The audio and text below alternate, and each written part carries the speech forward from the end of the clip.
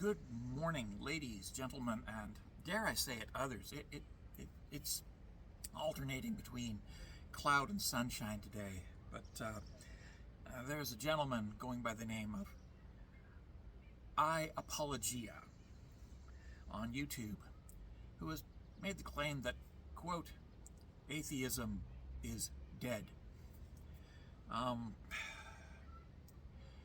I think that might be a little bit of wishful thinking on his part, because as long as there is at least one person in the world who does not believe in the gods, atheism is alive and well. But he says atheism is declining, so statistically speaking, he's also wrong there, because increasingly people with even the most rudimentary of education seem to be arriving at atheism at record numbers. So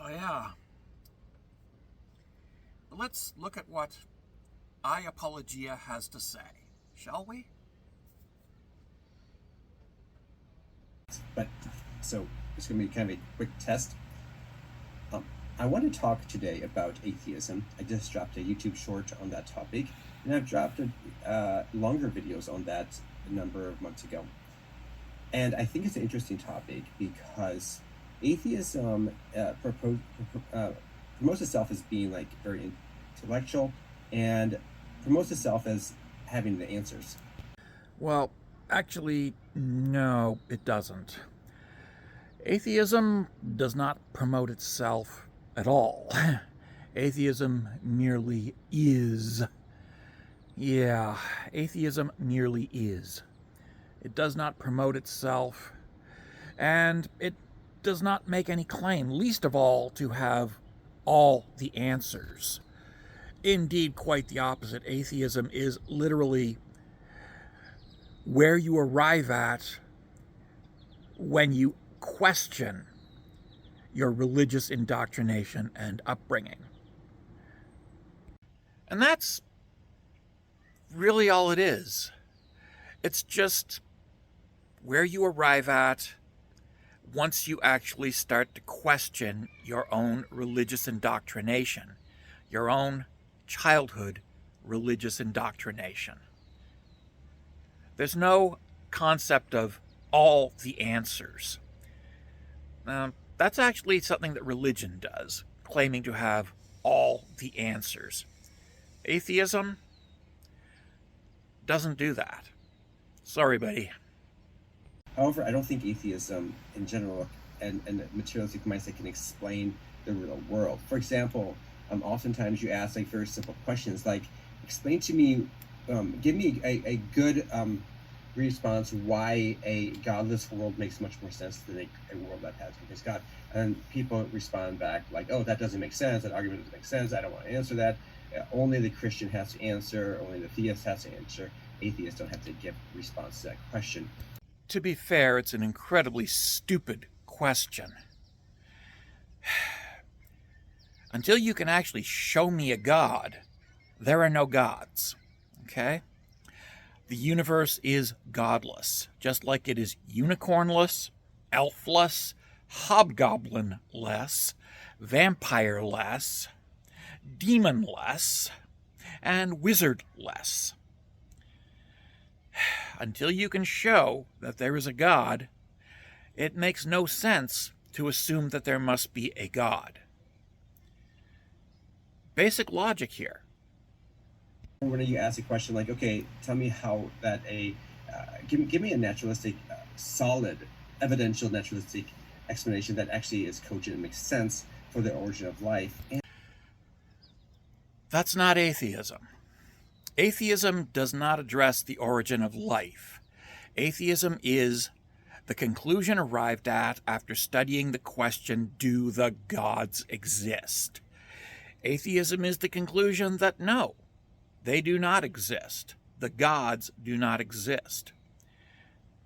The origin of life is biochemistry, organic chemistry, not atheism.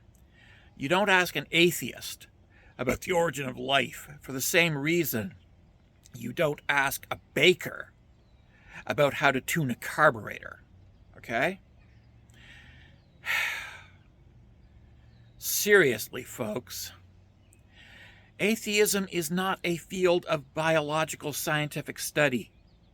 It is the conclusion one arrives at when one examines the purported evidence for the existence of the gods. That's all it is. That's it. That's it. There's really no answer. The only answer that's given is, we will find it out sometime. Maybe not now, but eventually we will find some sort of answer for the origin of life. So I don't think that really works. So I don't really think that holds up under tough scrutiny. So that's another one. Also, I think that... And that's the problem. You didn't think. You just decided that a baker should know how to tune a carburetor. You just decided that atheism equals biological science, when it isn't. It isn't, okay? And yes, scientific honesty, even from a layman, is we don't know. But we may eventually figure it out. Oh, and by the way, biochemists, organic chemists, have pretty much figured out how life originated. There are a few details missing. But for the most part, we've got this figured out. And we've been discovering a lot since the 1950s, when the Urey-Miller experiment first demonstrated the possibility of creating the building blocks of life without the use of magic. Yeah. It's been since the 1950s that we have understood the basics of how life originates. All we're looking for now is the finer details. And no, we don't need to invoke magic. We don't. We are capable of functioning in a world of testable, observable reality. And yes, we are capable of the honesty necessary to be able to say things like, I don't know. I don't know. Seriously. Crack open a 30-year-old textbook for a change. Fuck.